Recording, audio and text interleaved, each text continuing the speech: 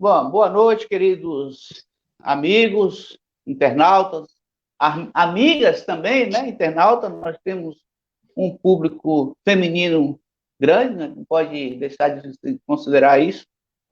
E nós estamos aqui para mais uma live.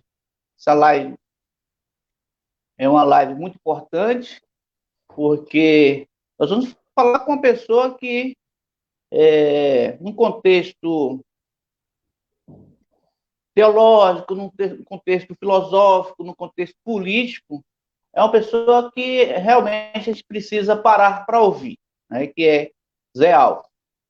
Zé Alves é uma pessoa que eu admiro há muito tempo, conheço o Zé Alves de muito tempo mesmo. Eu acho que deve ter umas 2 décadas já que eu conheço o Zé Alves. Então, a gente fica agradecido pela sua disponibilidade de estar sentando aqui para dar um pouco da contribuição, desculpa, da sua contribuição para os nossos queridos internautas, né? A gente fica muito feliz mesmo por você aceitar o nosso convite. Então, Zé, obrigado mesmo por você ter aceito o nosso convite. Zé Alves. Eu que agradeço, Manuel, pelo convite. Agradeço a você de modo especial, a Juju por esse trabalho que ele tem feito em Tarantim, na região, e agora para o Brasil e o mundo. Só tenho que agradecer. E naquilo que a gente puder oferecer, a gente recebeu de graça, dá de graça. É o princípio bíblico. Recebeu de graça, dá de graça. Então, tenho recebido muito, Deus me deu muitas graças na busca do conhecimento, e naquilo que a gente puder contribuir, a nossa obrigação e o dever de homem público e cidadão. Que bom que você tem essa consciência, né? A gente precisa voltar mesmo para as nossas origens e contribuir. Não que as pessoas que estão nos ouvindo não tenham um conhecimento, que não tenham uma sabedoria, que não tenha desenvolvido, né, em todos os sentidos. Não é isso a questão. A questão é que a gente contribui um pouco mais na vida dessas pessoas, levando formação, levando conhecimento, sabedoria, mesmo que seja um pouco, né, mesmo que seja um pouco, mas que esse pouco seja significativo. Eu quero agradecer também, Zé, a Juju, né? Juju é uma pessoa extraordinária, um cara que inclusive, ele fez aniversário dia 20, né? Uhum. Dia 20 agora ele fez aniversário. E eu fiz aniversário ontem. Então, Nós parabéns para estamos, os dois.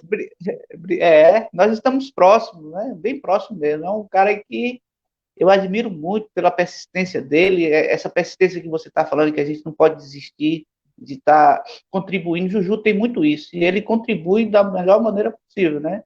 Não só com o blog é só mais uma ferramenta, ele contribui de várias formas. Verdade. Quero agradecer também aos apoiadores, as pessoas que assistem às nossas lives, que leem os nossos, que estão lendo o blog mais ainda. Quero agradecer de modo especial um garoto aí de Tarantim, Hudson Rocha, um cara brilhante. Quero agradecer também a Léo Ferreira, né, que é um cara da cultura, a Zé Mário, que é também da cultura. Tem uma galera da cultura aí que faz a diferença. É outra galera que. E Tarantim tem essa bipolaridade, né? Cultura e esporte. Né? Você é um cara, por exemplo, que eu tenho memórias de você jogando futebol com o Newton. Newton que trabalhava no banco, Verdade, né? verdade. Tem Uhum. memórias da quadra. Então, a Itarantim, ela tem essa particularidade. Ela é uma cidade, ao mesmo tempo, muito bem alicerçada na questão cultural e, ao mesmo tempo, na questão esportiva.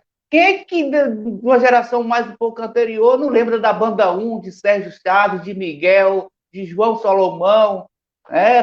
Cultura que efervesceu naquela época. Verdade. Parabéns pelas Né? lembranças. É isso aí mesmo. Ô Zé, Eu falei que eu te conheço há muito tempo, e é verdade. E tem uma outra galera também que te conhece, mas também nós estamos em 2020, né, velho? Tem muita gente que não te conhece. Verdade. Eu queria. Tem uma pergunta que eu sempre faço para todos os nossos participantes: quem é você? Aí eu pergunto: quem é Zé Alves? Então, eu sou filho de Tarantim, filho de Dona Bela, colocava barraca na feira, seu Carlito, trabalhava no Gefab, antigo Gefab. Para mim é uma honra muito grande ser filho de Tarantim. Mas acho que o meu conhecimento maior cresceu depois que eu passei a fazer parte um tempo da equipe missionária, que para mim foi a grande referência de fé, uma fé encarnada na zona rural, nos bairros periféricos de Tarantim. Então aí me deu uma visibilidade muito grande. Foi a partir dessa visibilidade, dessa formação na base, na Igreja Católica, que eu tive o convite para fora, para estudar. Então, eu sou dessa geração aí que trabalhava com teologia da libertação, comunidades eclesiais de base. Então, se você perguntar quem é Zé Alves, é aquele missionário da equipe missionária, da antiga equipe missionária. Se você falar assim, as pessoas vão conseguir assimilar melhor. Estudei Da, no, da... estudei no Cenecista, fiz o magistério com muito orgulho, bons professores que eu tive. No livro que eu falei para você que eu fiz em parceria com a minha esposa, eu retrato lá o agradecimento muito grande aos meus primeiros professores. Foi dali que eu saí para o mundo. Então, agradeço muito a Deus e a cada um deles. Me fala um pouco desse livro aí, Zé. Você retrata a cidade de Tarantim? Como é? Não, na verdade, eu tenho dois. Um já está pronto, que fala exatamente sobre o líder naturalista e o camponês. Entenda quem é você nessa história. Então, eu falo da dimensão do líder religioso, eu falo do pai, dos pais e dos professores, que tem o desafio de ser naturalista, de provocar o aluno, o filho, o fiel. E tem também professores que, infelizmente, não conseguem fazer e acaba criando a águia a dimensão de galinha, prende ela, não provoca ela por voo maior. Então, é a partir daquela história de James Agler que nós fizemos um livro. Muito bom. Se Deus quiser, no momento certo, eu vou apresentar em Tarantim.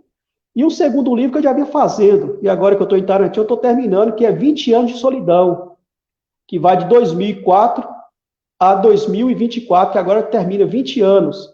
Que eu falo que nesses 20 anos o povo não chegou ao poder. O povo sempre foi boicotado. Não só o povo, eu falo em uma candidatura popular. Uma candidatura popular nunca chegou ao poder. Sempre são as elites que impõem os candidatos. E eu espero um dia que o povo consiga fazer uma candidatura popular chegar ao poder de Tarantim para ver se a gente consiga fazer alguma coisa diferente no campo da política. Você está falando de alçar voos mais altos. Você considera um cara que voou e foi longe? Olha, É... veja bem, eu saí daqui, fui para Vitória, comecei, fiz um ano e meio de teologia, um ano de teologia em Vitória. Depois fui para Pouso Alegre, tive o convite de ir para Belo Horizonte, prestei vestibular, passei, estudei na Pontifícia Universidade Católica de Minas Gerais, sou bacharel licenciado em filosofia, filosofia da educação pelo ISTA, filosofia para criança em Mateus Lipermas, também no ISTA. Depois fui para São Paulo, fiz vários cursos no campo da psicologia comportamental, São Paulo e Rio Grande do Sul. Depois tive uma honra muito grande de vir para a ASA, o SEDAD Vitória da Conquista, onde eu me capacitei e me capacitaram para o associativismo, que é uma linha que eu gosto muito, de provocar as associações para conquistar os seus direitos. Então, eu tenho muito a agradecer a Deus porque eu recebi muita coisa boa, sabe, Manuel? Muita coisa boa. Ô Zé, o que eu vou falar aqui, eu não sei se você vai lembrar que você é uma pessoa que tem uma memória boa.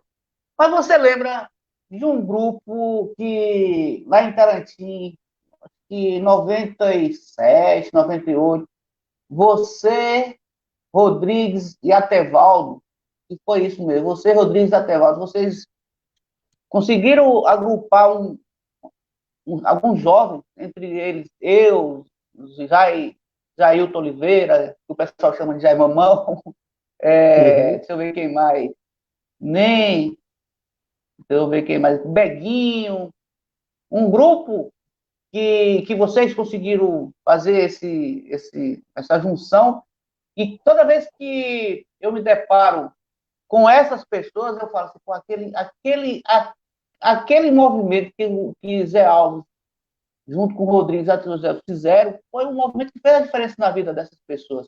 E você vê que cada uma delas, de certa forma, dentro de cada possibilidade, tem uma consciência política, e eu penso que aquele momento foi diferencial nas nossas vidas. Então, eu tenho que agradecer também a você, por você, a Rodrigues e a Tevaldo, por terem oportunizado aquela juventude. Você lembra disso? Sim, lembro sim. E outra coisa, a gente tem que marcar um encontro, quando você vier aqui em Itarantim, a gente marcar um encontro com aquele pessoal para a gente fazer uma partilha de experiências de vida, né? Conhecer um pouco mais de cada um, partilhar essas conquistas. Eu acho que a gente está devendo isso aí, entendeu? Faz um É, esforço aí para dar um pulinho aqui, ué.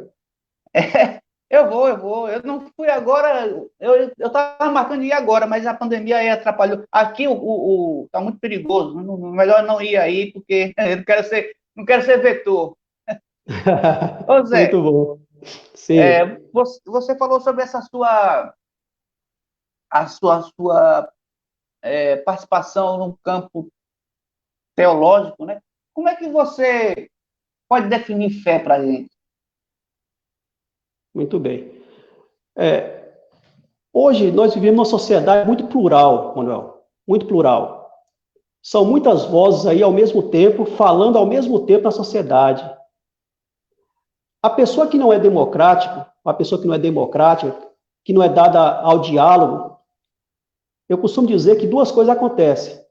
Ou ele fica em depressão, se ele não for do diálogo. Ele entra em depressão, ou ele se torna um ditadorzinho. Porque hoje, nesse pluralismo de vozes, você tem que ter uma capacidade muito grande de diálogo, de articulação, de não impor seu ponto de vista, mas construir. E a construção não é fácil, você tem que ouvir todo mundo. Ouvir todo mundo. A fé, ela vai nascer daí. Eu costumo dizer que a fé é algo inerente ao indivíduo. Todo indivíduo, todo homem e mulher, ela é impulsionada pela fé. Muitas vezes ela nem sabe que tem, mas a fé está lá. A fé faz ela se movimentar. Aí eu costumo dizer que existe a fé antropológica, que é a fé do homem, acreditar que o homem pode ser melhor, que o mundo que nós vivemos, ele pode ser melhor. Então, quando você tem uma fé viva, você nunca perde essa esperança de acreditar no homem, porque Deus, que nós acreditamos, nunca perde a esperança, nunca deixa de acreditar no homem. Então, quando o ser humano tem uma fé morta, ele começa a duvidar de que esse mundo vai mudar, de que o mundo não tem mais jeito. Então, a fé dele está esgotada. É aquilo que ele chama de fé morta, não acredita mais no outro, não acredita que a sociedade pode ser melhor. E nós temos que ter uma fé viva, acreditar que nós somos capazes de fazer a mudança. Não se aliar aos poderosos, que aí não tem graça. É igual você entrar num time que só tem bons jogadores. Nem tem graça. O bom é você entrar lá na base, formar, saber que quando chegar você vai fazer a diferença. E aí não é fácil, porque o poder econômico é muito forte. Mas as pessoas que têm fé, que trabalham na base, ele não perde nunca a dimensão de fé. Amanhã vai ser melhor. Vamos tentar de novo. É exatamente o livro de Leonardo Boff, Despertar da Águia. Vamos tentar de novo. O naturalista, ele não perde vista. Amanhã sobe em cima da casa, leva para a montanha, até a águia retomar sua condição de águia. E nós temos que acreditar nisso. Na nossa sociedade, principalmente Tarantim, tão desigual, se nós nos alinharmos só os que têm poder econômico, não faz diferença nenhuma. Eles vão chegar e fazer sempre o mesmo. Então, nós, enquanto homens e mulheres de fé, temos que acreditar que tem que vir de baixo. Tem que vir. Né? Então, quando eu vejo esses jovens que você citou há pouco, eu fico maravilhado. Que eu falo, não, tudo não está perdido. Tem uma luz no fim do túnel, tem uma esperança. Esses jovens estão chegando e fazendo a diferença na sociedade, Isso para quem entende de fé, que entende de formação estrutural, isso aí alimenta a gente. Não está tudo perdido, não. Os que detêm o poder, às vezes, estão lá segurando, mas uma mudança está chegando aí. Uma leva de novos homens e mulheres estão chegando. E quando elas chegarem, faz a diferença. Então, eu acredito que a fé é isso, a fé é que nos move. Então, se a gente pegar o Hebreus, né? Hebreus, que já é uma definição de fé cristã, né? Ela vai dizer o seguinte: é a certeza, né? É o fundamento. A fé é isso, é ter certeza, mesmo não vendo. Mesmo que você não viu, mas você tem certeza que vai chegar. Você já está percebendo, já está lá no horizonte. Aí entra também a questão da utopia, né? A utopia é isso, continuar sempre buscando. Por mais que o horizonte afasta, você vai em direção dele, até construir um novo. Mas a fé que eu acredito é por aí. E aí eu queria... Sim, pode falar. Então, eu só ia acrescentar no sentido de que fé tem uma relação muito forte, a partir do que você tem falado, com convicção, né? Quando você tem convicção, quando você está alicerçado, está firme, tem fundamento, a sua convicção ou a sua fé, seja ela, a gente não estou especificando na fé religiosa, estou falando na fé no sentido de convicção, que você está indo para esse caminho, que é a fé pública, né? A fé social. Se ela é bem acessada, se ela tem convicção, se o indivíduo tem convicção, tem fé, dificilmente ela é abalada por questões outras, por questões financeiras, por exemplo, por questões de oportunidade. Nós temos um problema muito sério no Brasil, que é o que todo mundo chama de um jeitinho brasileiro, que está baseado justamente nessa falta de convicção, né? Que nos leva a qualquer oportunidade qualquer, você acaba deixando de lado as suas convicções. Então, se você tem convicção bem alicerçada, ou em outras palavras, se a sua fé ela está bem alicerçada, você não cai. Você ia falar alguma coisa aí? A fé é interessante, que a fé, quando a fé é verdadeira, como você está dizendo, você tem convicção daquilo que você crê, ou naquilo que você crê, você pode até duvidar. Quando um projeto está nascendo, você duvida às vezes, será que esse projeto vai dar certo? É o direito da pessoa que quer acreditar no projeto, ele duvida. É a dúvida que a gente fala cartesiana, a dúvida metódica. Ou então, como Santo Agostinho dizia, né, eu creio para compreender e compreendo para crer. Isso é interessante, quando Agostinho define essa questão da fé. O próprio, o discípulo de Jesus, quando duvida, ele não duvida para não crer, ele duvida para crer, para acreditar. Quando você nega também um projeto no início, é normal, é próprio do humano. Agora, o que você não pode é trair o projeto. Quando você trai, aí você se destrói e destrói a esperança. Você não pode nunca trair. Aí a diferença é essa. Quem tem fé não trai. Quem tem fé continua firme. Duvida hoje para entender melhor. Nega porque não está compreendendo. Aí é que a gente fala, então Deus vem com a sua graça e vai te mostrando aos poucos. Então o projeto, quando nasce, você fica meio em dúvida. Porque tem muita coisa a perder. Porque são escolhas que a gente faz. E as escolhas não são fáceis. Mas quando você é guiado pela fé, você toma a decisão certa na hora certa. E continua firme buscando o projeto. O Descartes tem uma afirmação que é muito interessante, né? Eu posso duvidar de tudo, menos duvidar que eu sou um sujeito que tem dúvidas. Então, a dúvida é natural do ser humano. Agora, uma vez, e o próprio Descartes fala, né? A dúvida é para se chegar à verdade. Uma vez chegando à verdade, esse conhecimento, essa dúvida, o conhecimento indubitável que ele fala, né? Quando você chega no conhecimento indubitável, aí eu acho que você precisa falar, não é aqui.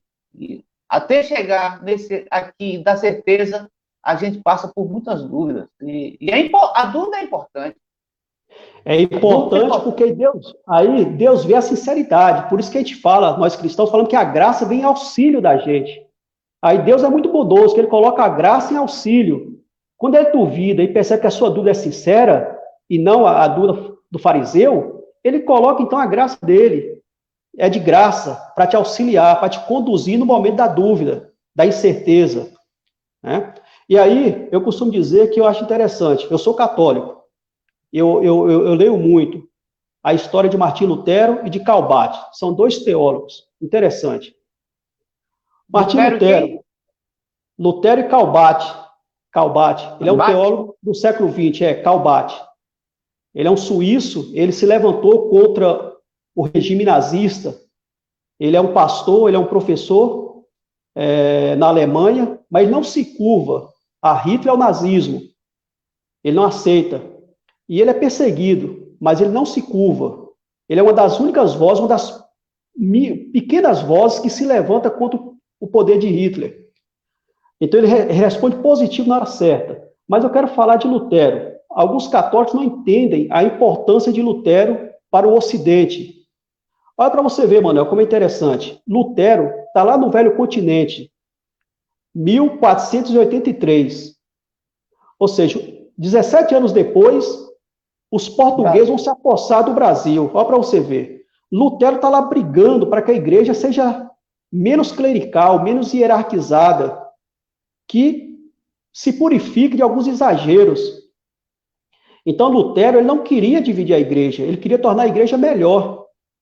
Olha para você ver, e às vezes alguns católicos não entendem que foi a partir de Lutero que a nossa igreja também ficou melhor. Quando ele questiona a questão das indulgências, a questão da Bíblia, que era para poucos, que era em latim, né? Ele briga para que a Bíblia seja para todos, seja traduzida para o alemão, francês, português. Então, ele já está brigando por isso. Aí é interessante que Lutero, Manuel, ele tem o catecismo maior de Lutero. Lutero diz nesse catecismo o seguinte: a fé tanto é capaz de criar Deus como ídolo. Olha que interessante a definição de Lutero, no catecismo maior. A fé tanto pode criar Deus como ídolo. Se a sua fé é verdadeira, o seu Deus é verdadeiro. Mas se a sua fé no dia a dia, ela defende a injustiça, não pratica a verdade, o seu Deus também não é verdadeiro. Então é muito simples. Então você vê, você chega na sociedade e vê, você pode ver o líder religioso, você pode ver aquela pessoa que está na igreja, se a fé dela é verdadeira, o Deus dele é verdadeiro, a prática dele é verdadeira. E todo mundo quer seguir. Então por isso que aquela multidão seguia Jesus, porque a fé de Jesus era viva, era autêntica, não se enganava. Então, por isso que eu acho interessante Lutero. Eu estou dando um exemplo de Lutero para perceber como eu tenho essa dimensão do diálogo com as outras igrejas, as outras religiões. Perfeito, perfeito. Uma fé sem testemunho, né? Fica só no discurso.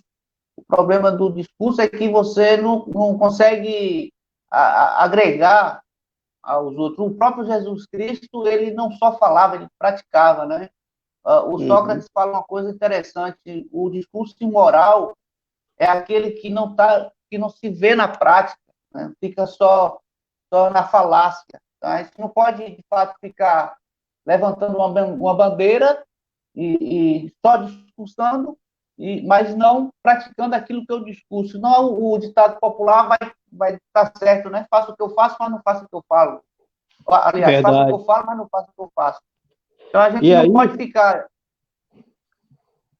E é interessante o que você está falando, que o Calbat, olha para você ver como ele é um pastor, olha para você ver, é um suíço, já no século XX. Olha o que o Calbat vai dizer. Ele vai dizer que a verdadeira fé, o verdadeiro cristão que tem uma fé verdadeira, ele tem em uma mão a Bíblia e no outro o jornal do dia a dia. Olha que interessante. Na Bíblia, ele vê o projeto que Deus quer para o homem, para o mundo. E na outra mão, no jornal, ele vê como está esse projeto que Deus quer. Olha que interessante. Então, é fé enraizada, não é uma fé flutuante, né? Uma fé só no sobrenatural. É um Deus encarnado, é um cristão encarnado. A gente tem um exemplo também bem próximo, né?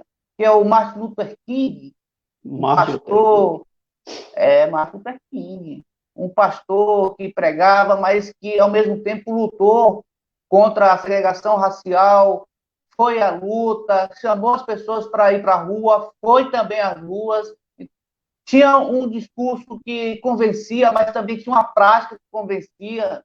Então, a gente está, talvez nós estamos sedentos de pessoas assim, em todos o Papa Francisco, por exemplo, é um cara que, além do discurso, ele pratica uma fé social.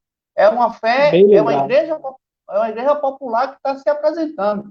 Nós temos também pastores que estão nesse mesmo caminho, mas também a gente tem um outro lado da moeda, né? Tem pessoas que estão só no campo do aproveitamento, de uma fé que só visa bens materiais. Aí a gente precisa superar isso e ver os bons exemplos, como a gente colocou, Martin Luther King, Papa Francisco e por aí vai. Martim Lutero, eu cresci numa rua chamada Luther King. E eu tive uma alegria grande quando eu aprendi a escrever o nome Luther King, que eu não sabia.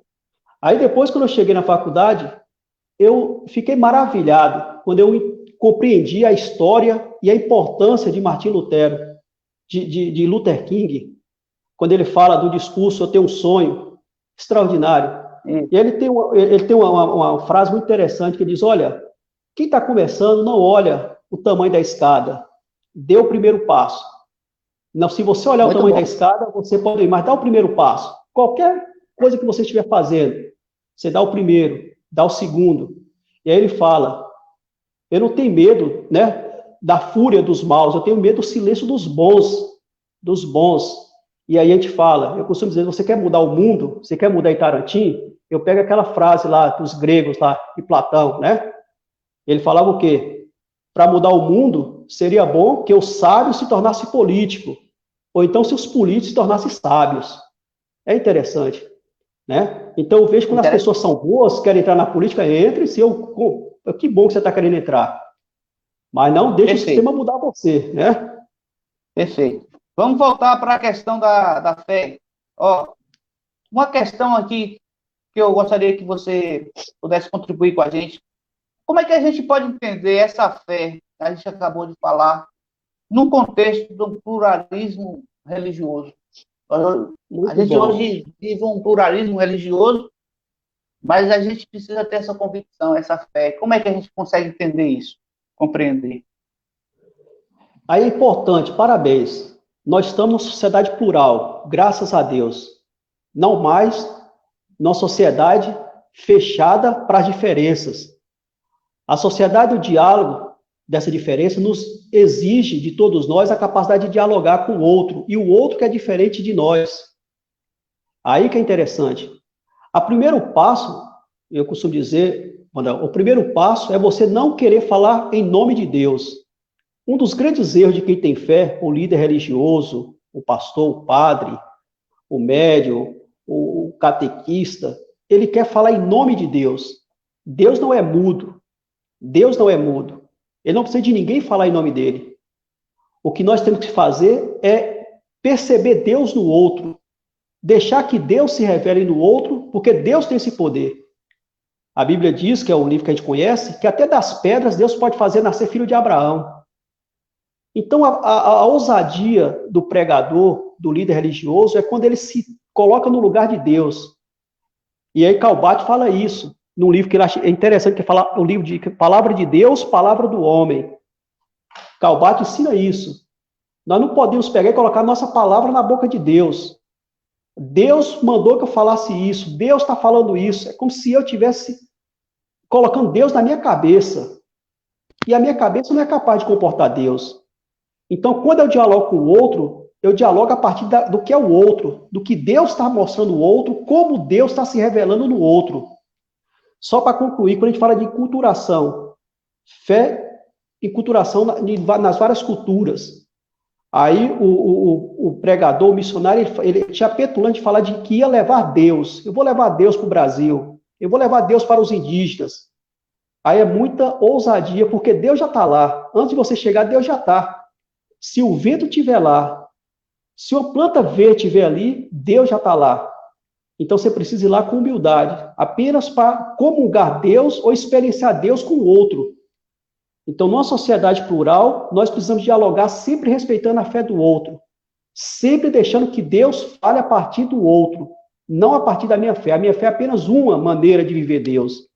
Já pensou se nas igrejas, toda a fé, a pessoa que canta tem uma maneira de viver a fé, o que prega tem uma maneira de viver a fé, o que limpa a igreja tem uma maneira de viver a fé. Cada um tem um jeito de viver a fé, e todos estão professando a fé no mesmo Deus. Já pensou se o cantor dissesse que todo mundo tinha que ser como ele?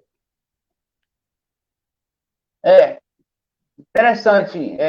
Ao mesmo tempo que esse nosso Deus ele é plural e ele se insere nas diversas culturas, ao mesmo tempo esse Deus tem uma essência, né, que é universal. Ela não se abolda a cultura, esse Deus ele ultrapassa essa pluralidade cultural e é universal. O que eu estou querendo dizer é que apesar de termos uma pluralidade diversa, né, uma diversidade cultural muito grande, esse nosso Deus ele tem uma essência, e essa essência é universal, e se apresenta nas particularidades culturais que nós temos. O Brasil, por exemplo, é um país extremamente diverso. Né? Se você for pensar, por exemplo, só na nossa região aqui, a gente tem, eu acho que são 6 territórios. Cada território tem a sua particularidade cultural. E cada região também se desdobra em outras culturas. Então, você não pode chegar, a gente está falando no sentido de imposição, né? O que os europeus tentaram fazer, que é o eurocentrismo. A gente precisa sair dessa ideia eurocêntrica que cada um é o centro do universo. Na verdade, a gente precisa ter a humildade de compreender que os outros também têm muitos saberes, têm muito a contribuir, e a gente precisa aprender muito com os outros. Você falou que você foi missionário no campo, foi isso, né? Quando você fala de campo, eu creio que você está falando de zona rural, né? Zona rural. A denominação hoje é campo, mas compreendendo que é zona rural. Se a gente chega numa zona rural, a gente chega num campo, eu sou professor do campo hoje também, e eu chego lá e sou professor do campo com a metodologia, com a perspectiva teórica freiriana, de Paulo Freire. Então, o que a gente aprende com o homem do campo e a mulher do campo é algo extraordinário. Então, a gente não pode... Aí, voltando à questão religiosa, a gente não pode achar que a nossa compreensão de Deus é maior do que a do outro, porque, de fato, quem age é o Espírito Santo, né? Não sou eu. É Deus que vai lá e faz a obra toda. Eu só sou um vetor. Só para a gente concluir essa palavra, olha interessante, a própria Igreja Católica, Manuel, ela hoje, você citou o nosso Papa, ele é um homem muito simples, muito de partir sempre do Deus que constrói com o outro. Interessante que a nossa Igreja Católica, lá na Idade Média, a Igreja Católica tinha um princípio, dizia o seguinte: existem coisas que ao homem não é permitido conhecer. A Igreja Católica respondia sim, existe coisa que ao homem não é permitido conhecer. Então, existia limite para o conhecimento. A Igreja dizia que existia limite para o conhecimento. Por exemplo, então, quando Galileu aponta o velho descobridor para a Lua, para o Sol, e vê manchas, e vê que não é tão, que as esferas não são tão celestes como diziam, ele é obrigado a negar aquela teoria por imposição da Igreja. Hoje você pergunta para uma criança, existe limite para o conhecimento? A criança diz que não existe limite para o conhecimento. Hoje, se você pega a bioética, o que a bioética hoje briga a partir da fé? Existe limite, existe coisa que ao homem não é permitido fazer? Aí os religiosos gritam, sim, existe coisa que o homem não pode fazer. O quê? Clonar o ser humano. Né? Ele começa a colocar limite para as coisas. Ele quer moldar Deus, como se Deus precisasse dessa defesa dele. E aí, quando os cientistas, olha quantas descobertas Galileu colocou, por exemplo, quando ele fala, não é o Sol que gira, é a Terra que está em movimento. Isso aí foi algo absurdo para a época. E aí, quando você pega alguns livros, fala assim, então, aqueles que falavam em nome de Deus não sabiam nada de Deus. Então, às vezes, quando a gente fala de Deus, a gente tem que ter muito cuidado, muito critério, principalmente quando a gente quer ficar no lugar de querer julgar e condenar em nome de Deus. Aí é pior ainda. É, verdade. Eu tava lembrando aqui do próprio Galileu, como você falou, quando ele foi negar, diz as má línguas que ele falou baixinho, mas que é verdade, é. Exatamente. Que ele foi inquirido, né? Ele tinha que negar aquilo lá. Ele falou, agora, e eu tô certo, sim, que a terra gira, que vai morrer, sim, entendeu? Esses batidores são legais demais, cara. Ué. Ô Zé, então, esse pluralismo, essa fé, ela tem que desdobrar na cidadania, né? Como é que a gente pode definir? Primeiro, de cidadania, Zé. Como é que você... E aí, Manuel, só para ter nessa parte, eu costumo Tá. dizer que nós estamos vivendo o momento mais extraordinário da humanidade e do Brasil. Pensa aí, as mulheres, por exemplo, que não tinham direito a votar, a mulher que tinha 1.000 tabus que não eram permitidos.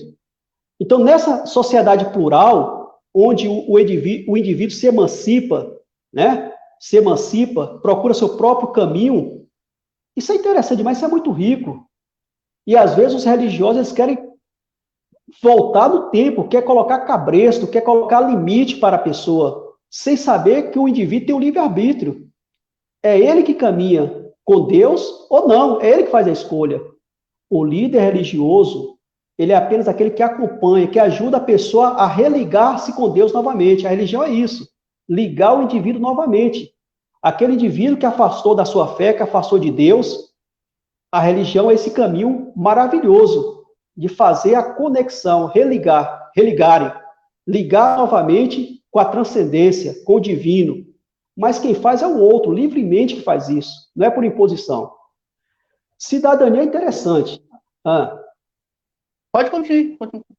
Cidadania, quando a gente fala de fé, a fé ela tem que estar alicerçada, tem que estar no mundo, não fora do mundo. Se você pega João, o que Jesus fala? Pai, eu não vos peço que te os tires do mundo, mas que eu os guarde do maligno. A nossa fé não nos tira do mundo. Muito pelo contrário, nós somos jogados no mundo para fazer a diferença. Não nega a realidade, né? Exatamente. Se o cristão fica só na igreja ou quer fugir do mundo, ele não fez a experiência ainda. E eu sempre digo, se a sua fé é verdadeira, você não tem medo da fé do outro. Só quando a sua fé não é verdadeira que você tem medo da fé do outro. Ataca a religião do outro. A fé do outro, quando é verdadeira, ele se alegra com a fé do outro, ele celebra com a fé do outro. Cidadania, Manuel, eu costumo dizer que é uma forma muito simples. Cidadania é quando a cidade cuida do cidadão e o cidadão cuida da cidade. Isso é cidadania, da forma mais simples do mundo. Quando a cidade que eu moro cuida de mim e eu cuido da minha cidade, eu estou vivendo a plenitude da cidadania. Agora, quando essa cidadania é negada, aí existe o quê? Existe um conflito. A cidade não está cuidando de mim. Naturalmente, eu passo a não cuidar da cidade. Aí aumenta a violência, aí aumenta o roubo, o crime, a prostituição, os vícios, né? Porque essa cidadania me é negada. Aí eu tenho que sair para fora, muitos saem para fora, né? Porque não encontrou aqui o que ele queria. E lá de fora ele se sente no exílio, porque ele queria estar na cidade dele. Mas a cidade não garantiu a ele a cidadania. Então aí, para a gente entender cidadania, duas palavras, cidade e cidadão. Cidade é um lugar concreto, onde eu nasci, onde eu cresci, onde eu quero morrer. Mas eu quero viver bem, eu quero nascer bem, eu quero morrer bem. Isso é cidadania. Cidadão é aqueles dois tipos de cidadão. Aquele que nasceu na cidade e aquele que foi acolhido pela cidade e que acolheu a cidade. Esse é o cidadão, que às vezes dignifica mais a cidade do que às vezes muitos filhos da cidade. Cidadania é isso. O Marshall, ele tem uma definição bem interessante sobre cidadania. A cidadania ela compreende três dimensões: a dimensão dos direitos civis, a dimensão dos direitos políticos e a dimensão dos direitos sociais. Sociais, exatamente. Isso.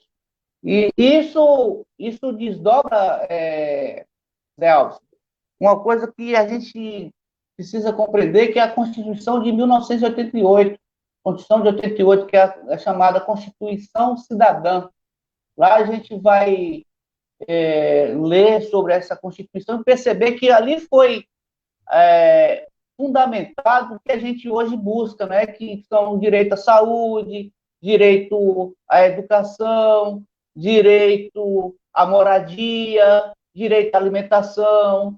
São direitos fundamentais que a gente precisa entender, compreender, para que a gente consiga fazer isso que você acabou de falar, que é buscar os nossos direitos.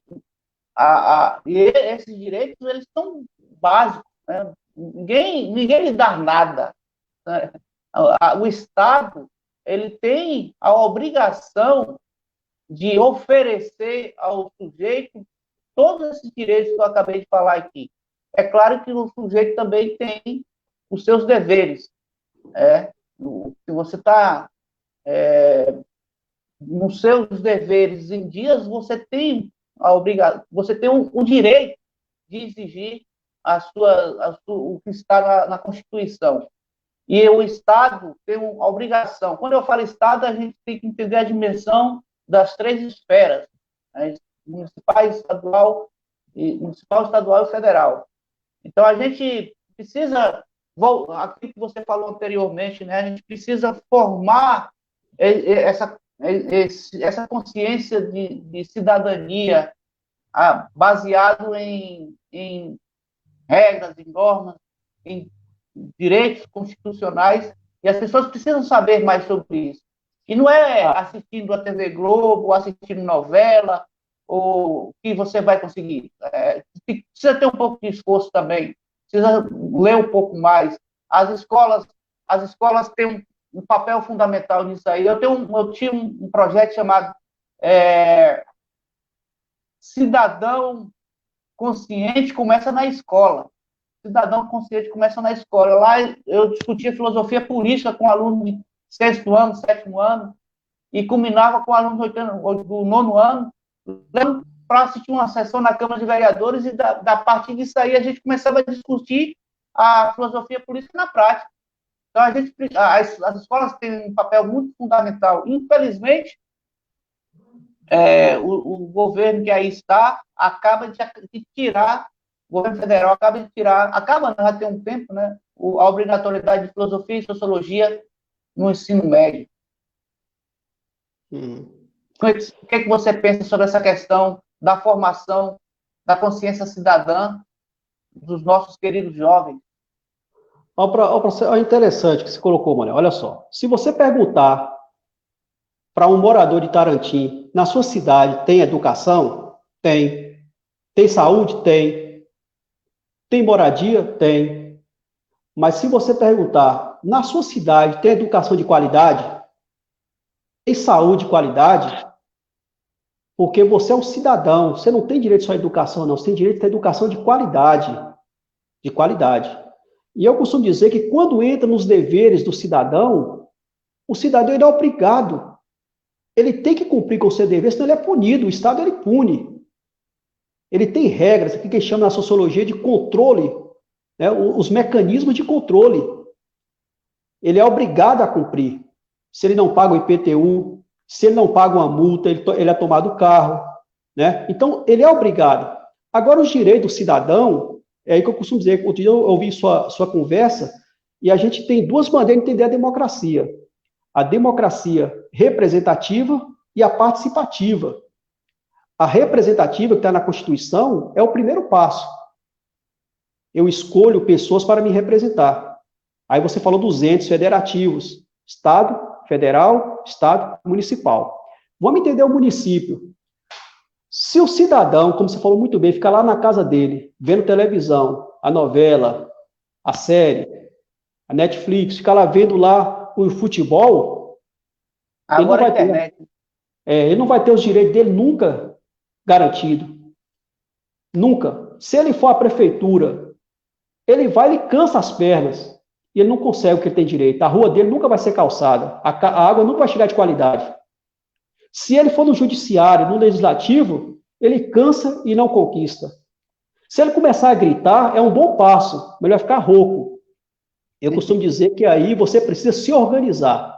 A única maneira de você exigir os seus direitos é se organizando. E aí eu costumo dizer que todo bairro deveria ter uma associação de moradores. Todo bairro deveria ter uma associação. Aí eu costumo dizer que o cidadão nem precisaria ir na prefeitura. Era o prefeito que iria lá reunir com eles. Eu duvido que ele não iria. Então a associação precisa se organizar. Mas a associação organizada ela tem que ser independente. Não pode ficar atrelada a vereador, a prefeito. Tem que ser independente, caminhar com as próprias pernas. Aí entra a contribuição do associado. Ela tem independência para o presidente, para o vice, para o tesoureiro, correr atrás. Aí eu costumo dizer que tem outro passo importante, Manuel. É quando a associação ela corre para conseguir o título de OCIP. Para quem não sabe o que é o OCIP, eu costumo dizer que toda OCIP é uma associação, mas nem toda associação é OCIP. A OCIP é uma sigla OSCIP, Organização da Sociedade Civil de Interesse Público. Esse título que é dado pelo Ministério da Justiça, Manuel, toda associação, quando tem, ela se capacita, ela está apta a receber verba federal, estadual e municipal. Eu costumo dizer que muitos projetos que chegam na prefeitura, muitas vezes não é tocado porque o prefeito não tem interesse e não tem pessoas para tocar aquele projeto. Muitas vezes o projeto volta. Quando uma associação ela está toda organizada, tem o AUCIP, então, ao invés do deputado botar uma emenda para o prefeito, ele bota para aquela associação, que tem pessoas que vai correr atrás para dar conta. Depois, nós podemos organizar por meio de uma ONG. Não tem muita gente? Cria uma ONG. Não quer a ONG? Cria um sindicato, a PLB. Eu elogio a PLB onde eu vou, onde eu faço. A PLB é maravilhosa, o sindicato. Porque tem muitos políticos que não gostariam de dar os direitos dos professores. Tem outros que querem tirar os direitos dos professores. E aí a PLB é compatível, ele vai para cima do sindicato. E aí, às vezes, o povo fica contra o professor, fica contra o sindicato, sem entender a malandragem, desculpa a palavra, do político, que está querendo negar direito ao professor. Outro sai dizendo que o professor ganha muito. E, às vezes, manipula a opinião pública para jogar a opinião pública contra o professor, quando, na verdade, é ele que ganha muito. Não é o professor, não, é ele que ganha muito, e ele está querendo tirar do professor. Então, só organizando que você impõe os direitos. E, por fim, vou parar só para falar, e depois vou falar um pouco sobre a questão da organização partidária, que é a maior, é o grau maior que tem que se organizar. Todo mundo tem que se filiar no partido. Mas é isso aí. Agora, ontem, por exemplo, a gente teve a inserção do Fundeb na Constituição. É um absurdo, nós estamos em 2020, só agora que o Fundeb veio ser legalizado. Até então era uma emenda. Então, os municípios estavam à mercê de uma vontade política, e se não fosse o sindicato de professores, as organizações civis e não civis de professores fazendo pressão, muito provavelmente iria passar o que o governo estava querendo, que era tirar 5% para questões sociais, 15% para outra questão lá, e menos de 70% para o salário dos professores. Imagina como é que as prefeituras iam viver. E mais, 2021 não ia existir Fundeb. Imagina o que isso seria. Então, é muito importante, sim, o que você está falando sobre essa questão de estar organizado em sindicatos, em associações. Eu faço parte aqui em Ilhéus de uma associação de estudos, e nós conseguimos agora, a partir da associação, criar uma lei onde o intérprete de Libras dentro da sala de aula é obrigatório. Mas por quê? Porque a associação, e mais, a associação tem os ouvintes, mas quem de fato está lá e que tem a identidade de surdo é o próprio surdo. Um dos fundamentos da associação é o presidente tem que ser surdo. Então, a gente precisa se organizar mesmo em associação, em sindicato. E aí eu vou lembrar uma coisa que está acontecendo aí em Tarantim agora, que eu estou achando muito bom, que é esse como é que é o nome? Observatório, deixa eu ver se eu me lembro, Observatório Político e Social, eu acho que é Goela Seca, parece, uma coisa assim. Goela Seca, é isso aí. Né? Observatório Político e Social Goela Seca, que se de fato for um observatório mesmo, está para além das questões políticas, aliás, partidárias, está para além das questões partidárias. E vai estar aí no pé de muita gente. Muito bem lembrado, viu, Zé? Então, voltando ao que você falou, como se organizar em termos de partido, como é que... Explica um pouco melhor sobre isso aí. Aí, quando eu falei de associação, ONG, sindicato, e eu costumo dizer, Manuel, que todo presidente de associação, quando ele vai à prefeitura, à Câmara de Vereadores, tem que sempre levar um ofício protocolado. Protocola lá e volta. Para não ter desculpa depois, porque político tem uma caixa de desculpas. Tem que ser inteligente, o associado tem que ser inteligente. Porque senão, não consegue burlar o sistema ou enfrentar o sistema. Aí eu costumo dizer que, por último, a melhor organização do cidadão é quando ele se filia no partido. Qualquer partido, ele tem homens bons, políticos bons e políticos mal intencionados. Todo partido. É o que a gente chama, aquele partido tem a banda podre e a banda popular do povo. Todos eles são iguais. Por que são iguais? Porque tem dinheiro no meio. Nada que acontece em Tarantim, calçamento de uma rua, saneamento básico, tudo passa pelo político. Tudo. São mais de 3 milhões todo mês, chega quase a 4 milhões, tem alguns meses chega a 4 milhões. Pensa aí a briga. E esse recurso, ele fica na mão de pouca gente. Ele é um recurso centralizado. Já tem pessoas interessadas. Então, quando a associação se organiza, elege um vereador, uma vereadora, esse cidadão, ele vai entrar dentro do sistema. É lá que está na gema. É lá que você consegue mudar a estrutura. Você começou lá na associação, mas você vai para a Câmara de Vereadores. Futuramente você vai para ser prefeito. E aí a briga é boa. Se você é um homem de fé, como a gente falou, você vai entrar no sistema, mas não vai deixar o sistema te mudar. Você vai entrar para fazer a diferença. E eu costumo dizer que quando você entra no sistema, você talvez não seja como Lutero, talvez você não consiga mudar o sistema, mas só em você não ser mudado, já está bom. Porque não é fácil mover o sistema. O sistema é uma máquina pesada. Você só tem que chegar negar as suas origens. Exatamente. Infelizmente, tem muitos eleitos, né? E a primeira coisa que faz é mudar do bairro onde ele nasceu. Aí já nega toda a sua trajetória, toda a sua origem. Ou muda de partido, né? Que é pior ainda. Verdade. Ô Zé, eu vou te fazer uma pergunta provocativa. Posso? Pode, deve.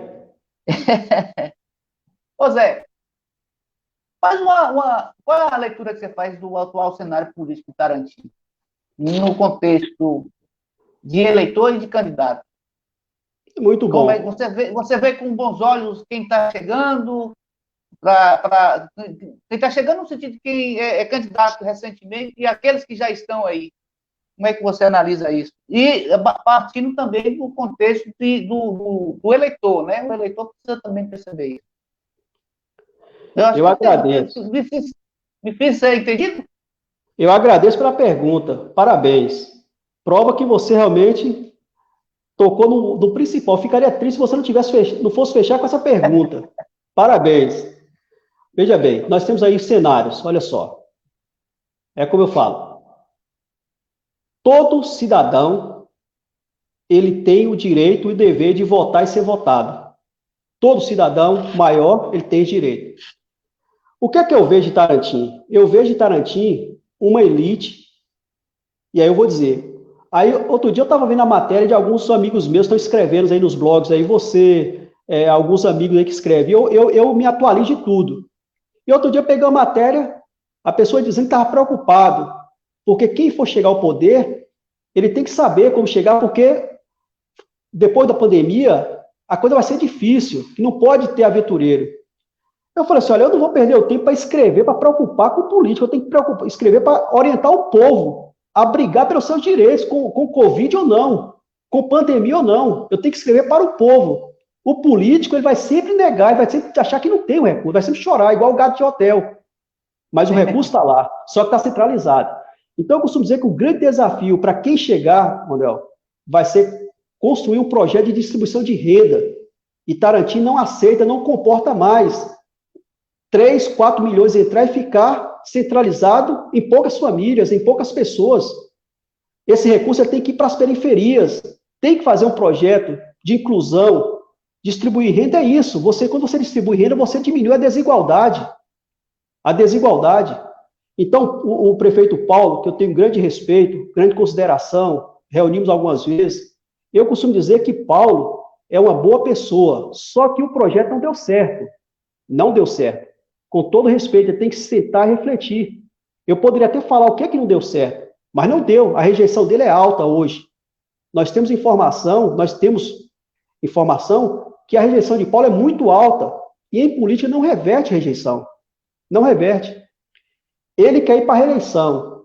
É um direito dele. Um direito natural. Mas o direito ele não pode ser imposto. O direito só existe, Manuel, quando é do povo para o candidato, quando o povo pede a reeleição do candidato. Ele impor a reeleição, ele correu um risco muito grande. Mas ele tem o direito de correr o risco. Eu, no lugar dele, não iria. Mas ele está no direito. É aquela mesma coisa, quando o político fala aquela questão, quando o professor fala, olha, quem manda aqui sou eu. Quando ele fala que ele manda, ele já não manda mais nada. Porque o mandar, a autoridade tem que ser natural. A reeleição de um candidato, ele só é natural quando o povo pede, quando o povo dá aceitação. Quando o povo chega ao índice de rejeição que ele chegou, é porque o povo não quer. Ele precisa sentar com o grupo dele e ver como construir uma outra alternativa. No caso de Fábio, eu conheço muito pouco Fábio. Não tem muita aproximação, conheço mais o irmão dele, o Nilson, um ser humano extraordinário, sei da família deles, uma família de pessoas extraordinárias, mas Fábio, o que me deixa em dúvida aqui é porque até o início do ano, eu estive aqui dando 2 palestras e ele falava que não era candidato.